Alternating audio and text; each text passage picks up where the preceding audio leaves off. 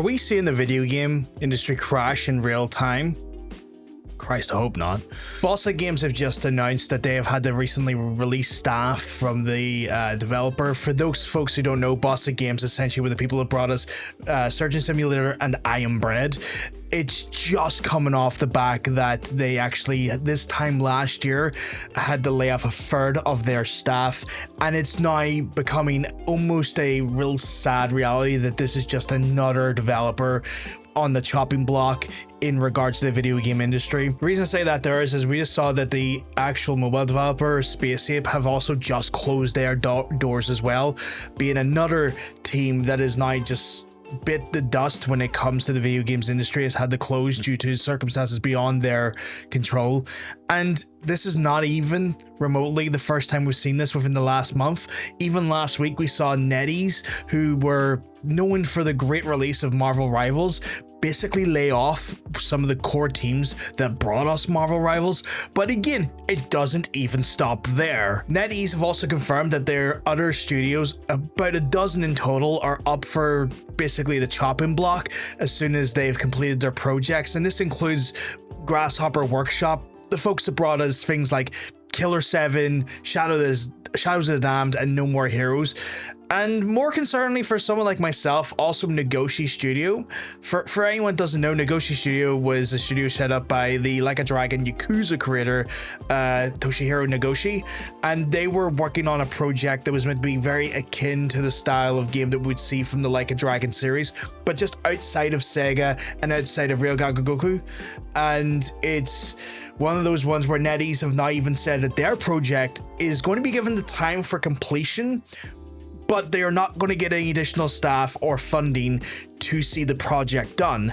And some of the conversations around this here is that NetEase don't want to be investing in any more game studios unless the actual return of profit is in hundreds of millions, which some of these smaller studios, while make interesting, unique, and really creatively fun games, are not guaranteed to actually be able to make back that type of money at all. This is just also then kind of sort of further exacerbated by the realities that we've just seen a report coming through telling us that in the month of January, the actual US spending, of video games in general had went down 15%, and that went down to apparently 4.5 billion in January. Now, I know what you're all thinking, because I've also thought the same things as well in the past. When you see something like it went down to 4.5 billion, it's like, if that's what it's went down to, and that's after a 15% drop, that is still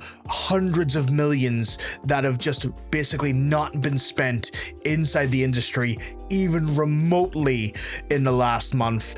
And this is kind of broken down by the fact that we're actually seeing just a overall 45% decrease on hardware sales alone inside the industry. And this is just coming off the back that, Nvidia have been pushing their graphics cards, the new 50 series graphics cards, pushing some of their actual vendors who make their cards for them, such as Asus or Gigabyte and whatnot, to be sometimes even £300 to £400 over the MSRP, depending on the SKU you buy in for.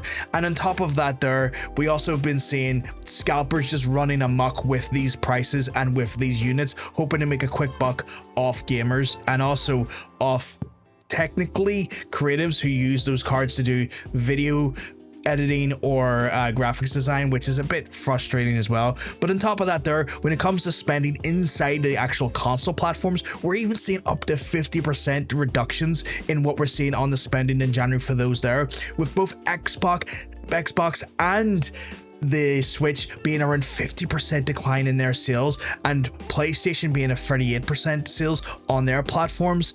It does kind of raise the question, are we about to see a video game crash? And the reason why I ask this question is because we also see the publishers want to charge us more money for video games, starting to normalize the concept of $70 games, despite the fact that that's not even where it stops, because we got GTA 6 being rumored to be a $100 game.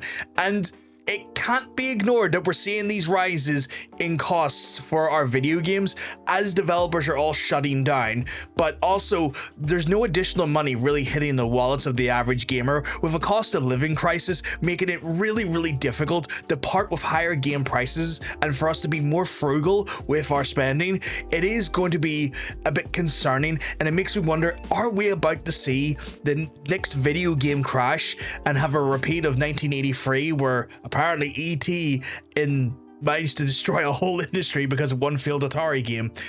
But let me know what you think down in the comments section down below. Obviously, if there's more additional news that comes off the back of this here, we'll give you an update as time goes on, but I'd love hearing what you guys think. If you have enjoyed the actual video, please hit the like button. It goes a long way in helping the channel. On top of that there, if you want to see more of the videos as they come out, just hit the subscribe button. That way you don't miss out on the videos that goes live.